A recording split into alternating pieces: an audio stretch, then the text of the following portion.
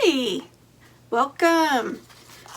In this video, we are going to learn about the flip cup technique. It is a good basic beginner technique that's super fun.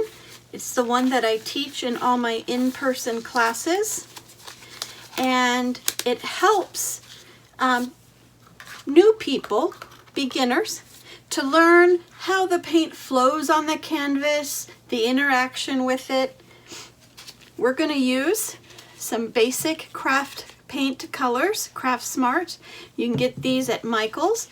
There will be links posted, so be sure to grab those links and get your paints so we can paint together. The first color I'm going to do is plum. We have our 8x10 canvas. We're going to have 3 Dixie cups. These are 3-ounce Dixie cups. And you see this print right here? And then it has like a white band where the print stops. We're going to fill the cup to the bottom of the print line with the color. And then we're going to fill up halfway with our pouring medium. So I'm going to go ahead, clean the canvas a little bit. Pour in my paint, and you see how little paint that is? It's approximately to the bottom. Now don't get upset if it goes a little or more. That's okay. We're just doing approximate right now. While you're learning, it's good not to be hard on yourself. This one, Pink Blast. And then the last one, we're going to do a white. You're going to choose 3 colors when you do this. 2 brights and a dark. If you follow that, you'll tend to have better results. No need to worry about a color wheel, trying to color match. Just pick colors that you think will look good. We'll get more involved in the color wheel and more exact in the next level, the intermediate level. But for now, it's all about learning the techniques and having fun with what you're doing. So I am filling, these are my pouring medium, filling these about halfway. This is the pouring medium recipe I introduced you to in a previous video. I bulk make my pouring medium. I do 3 parts Floetrol, 2 parts glue all, 1 part water, and then I mix and mix and mix and mix. So here I'm going to start with the white, and obviously white pouring medium and white paint. But as you mix, you can see it starting to thicken. You're going to scrape the sides, scrape the bottom, and you can almost feel it start grabbing. The paint will grab the stick, and you're going to see the paint. It's going to puddle a little bit on the surface. Steady stream. Think of warm honey. If the stream was separated, you need more, excuse me. If the stream is separated, you need more paint. If it's too gloppy, more pouring medium. Here's our pink. Steady stream. You can see it land on the surface and fall. Scrape the bottom, scrape the sides, and our last color. And be sure to send me any questions you might have. Once you do a few of these, you're gonna be like, this is cool, I'm gonna do another one. See, this one's a little thicker. Now you're going to notice different paint colors from the same brand are different consistencies. It's a little thicker, so let's add some more pouring medium. Lighter transparent colors tend to be thinner. Those tend to use more paint. So the yellows, the pinks, this I got right the first time, which is not always the case. Okay, this looks much better. Similar to the other one where it makes a little mound on the surface, steady stream and falls. So I'm scooping up the paint, letting it pour off the stick. And if you do not get exact consistencies between them, don't worry about it. Just get it close. Don't get hung up on these tiny little details because this is an inconsistent art form and the whole goal is for you to have fun creating something unique. So let me set these aside. I'm gonna get, this is a 5-ounce clear cup. Now I'm gonna, in any order, doesn't matter what order, I'm gonna start layering. So I'm gonna pour a small layer down the side till it fills the bottom. Any order you want. I'm gonna go light, dark, and try to alternate those. The reason why I'm pouring down the side of the cup is so that the colors will layer one on top of each other. If I were to take this and dump it, it'll dump in the middle, fall to the bottom, and I'll get some more mix of colors. But right now, I'm gonna layer because when I flip it, that's gonna encourage a little color mixing. As these colors are touching, that encourages a little color mixing. So I don't wanna do more than I need because I do not want to create too many colors where it makes brown mud, especially in this one. If I was using brown, that would be okay. Be different shades of brown, be awesome. I live in the desert, lots of brown, lots of golden yellows, greens for cactus, so I'm used to that.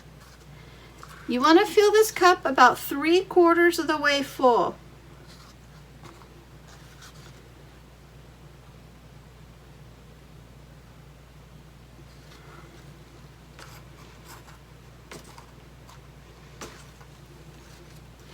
And take your canvas, pour it on top, secure, and flip. Make sure you use 2 hands. You do not want to lose grip of this and have paint flying everywhere. And I have done that. It's pretty funny. So now that we have this upside down, gravity is pushing the paint down. We're gonna let it do its thing. I have some black paint that I pre-mixed into these containers. I have links to these containers down below too. These are super handy. I tend to make black and white in several of these to have them on hand. Saves me on the color mixing because I tend to use black and white in every one. But for this demonstration, the white, I went ahead and mixed because I wanted to show you how it can mix. So I'm just putting a little paint. You don't have to do this step with the black paint. I like to do this step with the black paint because it helps the canvas absorb paint before my colors hit it. Canvas is fabric. So if I were to release this onto the canvas, it starts absorbing. Sometimes it absorbs too fast, too much, and then I lose my design. So I'm giving it a little bit of help. And I'm going to take my finger, help the sides and the corners. Let's get those covered first so we don't have to worry about them, because once you start working on your design, you're going to start forgetting about the corners and the edges. At least I do. So this is just a little visual reminder that I don't have to worry about it. I can just have fun with my paint when I lift the cup. And as I'm rubbing the paint on the canvas, I can feel the dry fabric. As it starts absorbing, it gets softer and the paint just glides. And you can kind of hear how soft it is versus this. So you don't have to do up here necessarily. I'm just gonna go ahead because I've got black on my hand to begin with. Okay, let me get a napkin real quick. Wipe that off. I'm gonna put the lid back on my black paint. And now we're gonna lift it. 1, 2, 3. Ooh, look how pretty. There's paint in here, so I'm just gonna let it drip on this side. See some cells starting to form. Now mind you, I did not put silicone in this one. We're gonna do another demonstration right after this with the same colors using silicone because I wanted to show you a difference. Okay. Gonna give this a minute. Can see some air bubbles in there. So if you wanted to, this is not a requirement, this is a torch. The torch will heat up the paint and pop those bubbles, or you can softly blow.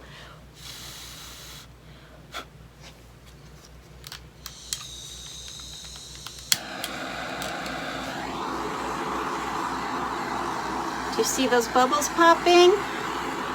Cells showing up. Don't use too much.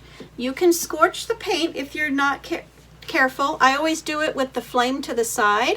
That way it's an even heat distribution. If I go straight down, it's gonna start scorching these areas. And the heat, when the acrylic paint gets heated up, it can form a skin, which it's only on the top layer. So as it dries, if that skin starts falling, your whole piece, it just like slides right off. So I do recommend you do not overheat or over torch your piece. I'm just letting this set for a minute because I can see it growing. Just letting it do its thing. And in a second here, we'll start tilting. And when we tilt, we just want to move the paint. We don't want it to stretch. We just want it to slide and glide. And that's where this black paint is going to help. So I'm lifting it up very carefully. Just pick a side. I'd like to go to a corner and then back to center. Maybe I'll go ahead and go to this corner. And you see how this is just gliding? It's rolling a little bit because it's a little dry down there. Let it fall off the edge. Go back to center.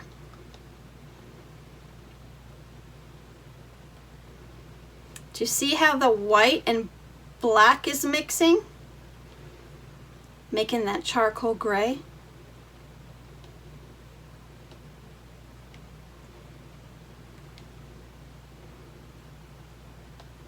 Gonna go to this corner, back to center. And since I got the black on the corners, I can leave the black like that. I don't need to necessarily have the purple.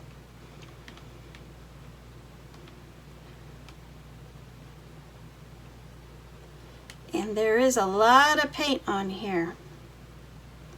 And that's okay. Gonna just move this a little more this way. Back to center. And look at there. Look at this design right here.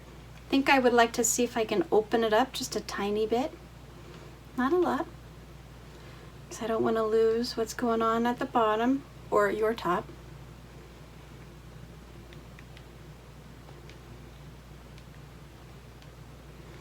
And And as you can see, there's some choices and decisions that need to be made as you're doing this.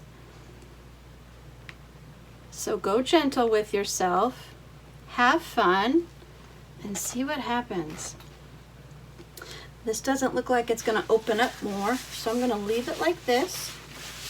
Let me wipe off my hands. I'm going to give this a little torch real quick.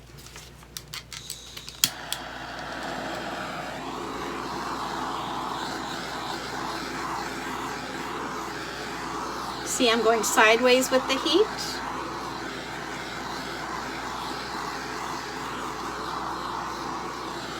Okay.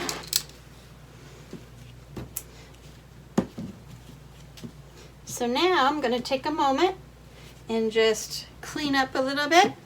I'll move this over here and we'll get another canvas. Do the same colors but with silicone. So we'll see you in a second.